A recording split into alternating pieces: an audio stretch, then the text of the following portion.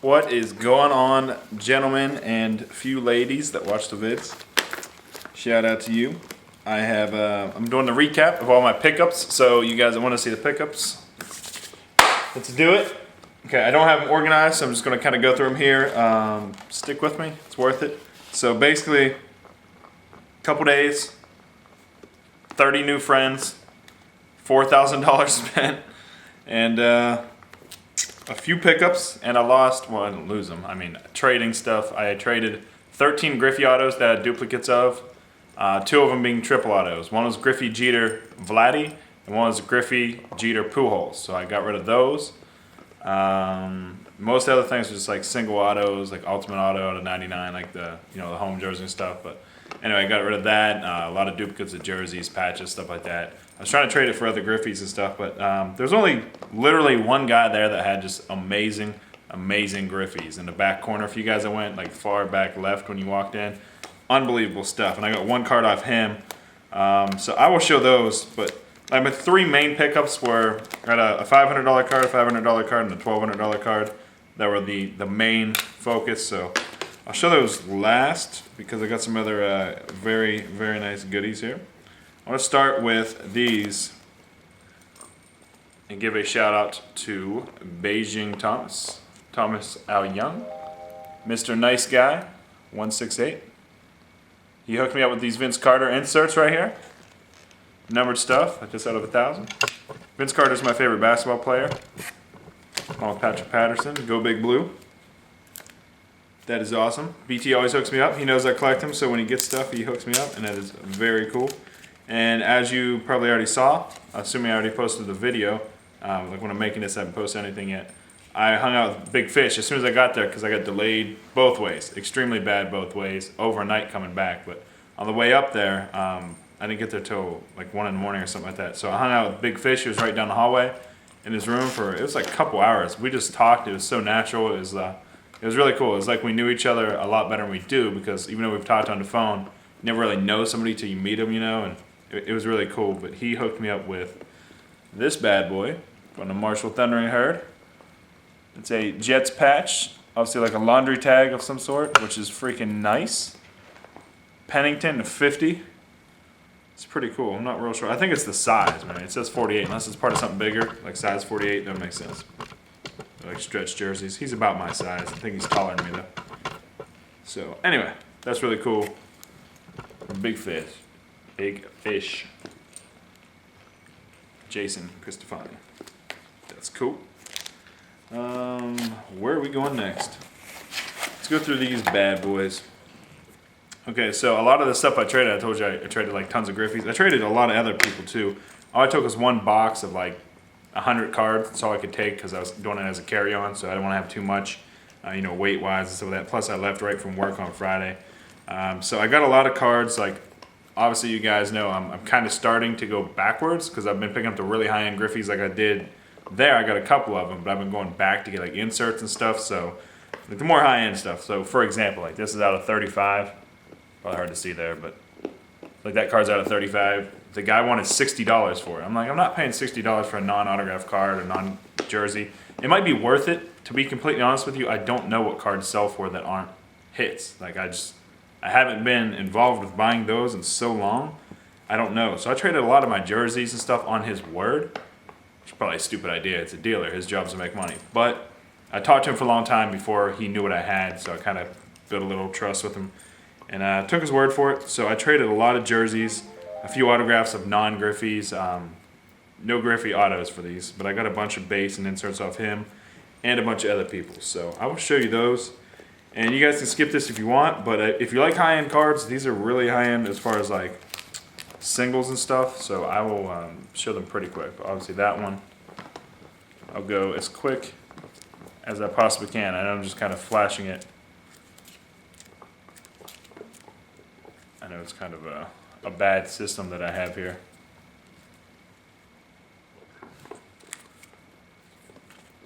But I want you guys to see kind of stuff I picked up. One just fell out because the top loader is upside down. Like that's that purple prism, that's out of 320 and stuff. Diamond Aces. Don't want my dog to eat this one, that would be bad. But a lot of stuff, there's actually not that many more. Bear with me, guys. It's like 15 more, roughly. A museum collection of that one where he blows the bubble. You know, I'm sure you guys have all seen that card. It wasn't a uncommon one, but the museum collection is pretty high-end, the legacy one. And again, most of these are numbered or short printed, gold refractor. Those, graded high were there. Stuff like that $8 right there, like that's actually what they were selling for. It wasn't like, half of that or something like that. They were actually trying to get that amount out of it. So I got this guy. I don't know where the hell that came from. Brandon Warren. Must have traded or bought for a card that, I didn't know that I got. So that sucks. But, that's the disadvantage of trying to move really fast. You're trying to get around the entire place, and it's tough. Real tough to get around there. That card that showed you was a craft card, like the macaroni people. It has a pull-out on it, so. There's a Griffey McGuire. That was the only hit that he had. So I traded him, a lot of hits, a lot of jerseys, and like I said, autographs, not of Griffey, but I mean, he took like a dozen of my dupes of Griffey, so that's the only hit that I got back, so. Bigger risk than I usually do with stuff on, like, that end, but it was cool. Had to do it. Let's see. I know you guys want to see the big stuff.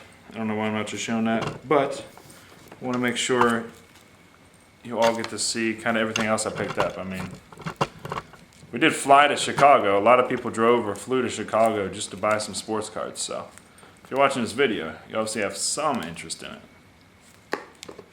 And I appreciate you watching. Masterpiece. Why is that in there? Oh, yeah.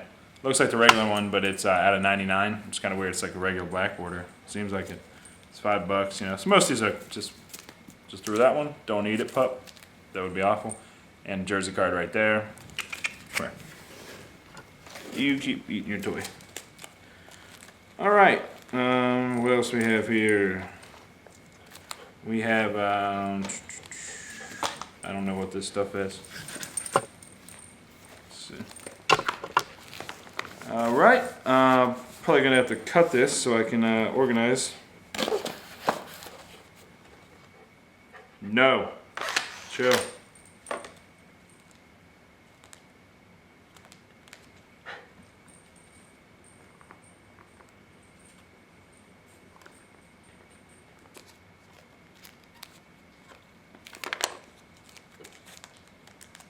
All right, back.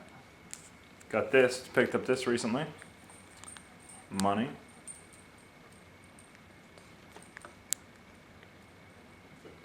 One of one, Hunter Pence and Billy Butler. All right, guys, the cards, the big pickups. The three main pickups, besides all the boxes I spent money on, are right there. So this first card, the story behind this, which everybody that saw me there at the National has probably heard this story already. They all have a story, because doesn't every card, so. It caught my attention. I just really loved it. You guys have seen some of my PCs, my other PCs. I really like this guy. I don't PC him just because I got too many other PCs, but I have some nice rookie stuff of him. But for whatever reason, this card jumped out at me. And I tried to make a deal for it. I thought it was like a $150 card.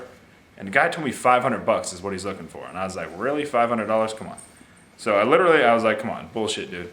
He pulled out the Beckett and he showed me it's worth $500. It was in the Beckett and it was pretty accurate pricing because I looked at the other people in the set and they're all selling about that price. So I was really impressed by it and I had to get it. So I was like, let's make this deal happen. So I gave him a lot of cash and I gave him some cards. That's how I lost all these Griffey autos and stuff. But it's the first time I've traded Griffey autos for a non-Griffey player. But Evan Longoria, the Bowman's first card, like the true rookie, I guess.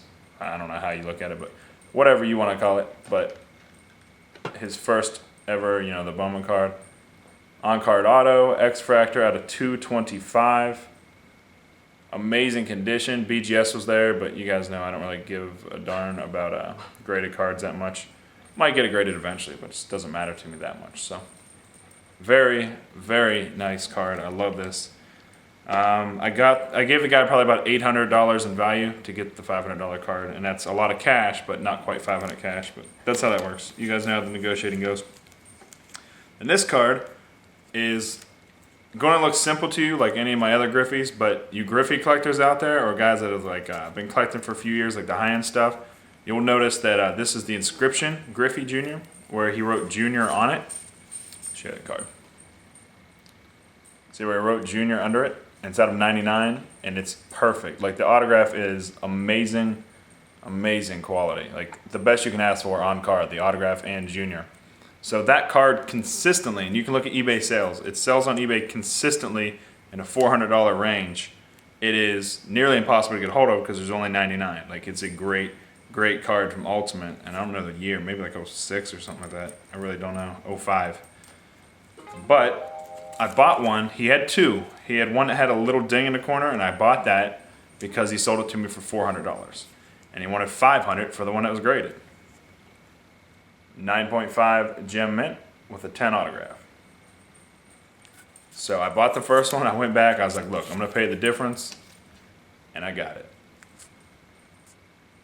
So my second $500 card that I got there. And then the cream of the crop for me was this bad boy that I've wanted for a very, very, very long time. And there's a huge problem with people counterfeiting this card. So you got to be really careful when you buy it.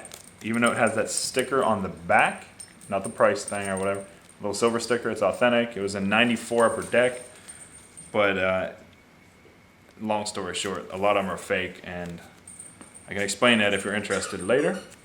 But it is the Griffey Mickey Mantle on card dual auto. We were trying to figure out like what's it called? The dealer, sorry. The dealer and some of the other YouTubers and stuff, we were all talking about how rare this was, because pretty much everybody remembers this card coming out. It kind of changed the industry. I mean, it's an in-pack auto. You can get just Mantle, just Griffey, which you guys have seen I have. The Mantle I lost in the flood, and I never had the dual. So, well worth $1,200, and it's near mint 8, which is standard. You know, it's a very, very thin card stock. Near mint is your common, like that's what most cards are, near mint to mint. Like when you pull them, they're near mint to mint. So it's basically packed fresh quality. So great, worth every cent of that to me. Absolutely love it. And I think that is all for my pickups. Everything else is pretty much box breaks, I guess. Maybe. I don't know. I got a bunch of other stuff around here. I think they're from the boxes. And I also, while I was there, I bought a couple boxes for some other people. And the coolest thing happened. There was a kid. So I was at the blowout. Where was it? It might have been Atlanta Sports Cards. I don't know. But I was at one of those booths. And I was talking to, it was Atlanta because I was talking to Josh from Atlanta. So anyway, long story short, there was a collector there just talking about buying cards and stuff like that and blah, blah, blah. And he overheard me talking about Griffey, and he said he loved Griffey and stuff. He's a really young kid, like too young to have like really known Griffey's career, but he's there with, I assume, his father. And they're really getting into it and stuff like that. So we all started talking like a four-way conversation and stuff, and asked kid who he collected and all that. So he said he was a Jeter fan. I'm sure it has something to do with like 3,000 hits and all that. I don't know where they're from, but I'm sure it has something to do with that stuff. But anyway, like he said he loved Griffey and all that. So I still had one Griffey auto that I didn't trade, just the one. So pulled out the box, and I gave it to him. Kid flipped out. The dad was like almost in tears. It's an awesome feeling to do something like that because I have a duplicate of it, and even though I bought it, so I paid for it at some point, probably 2 years ago, or whatever, but it has much less meaning for me. Like when I have 600 different Griffey autos, it's awesome to do something like that because that might be the only auto of Griffey they can ever pull or buy or trade for or whatever. Like, it might be the only one, or it might like spark an interest in Griffey, or it could keep them in a hobby that's somewhat dying. Even though you couldn't tell in Chicago, like overall, it's going downhill. There's not as many people there collecting, mostly because it's so high end. It's hard to buy stuff anymore. So something like that, I feel, might keep someone very into this community or very into card collecting.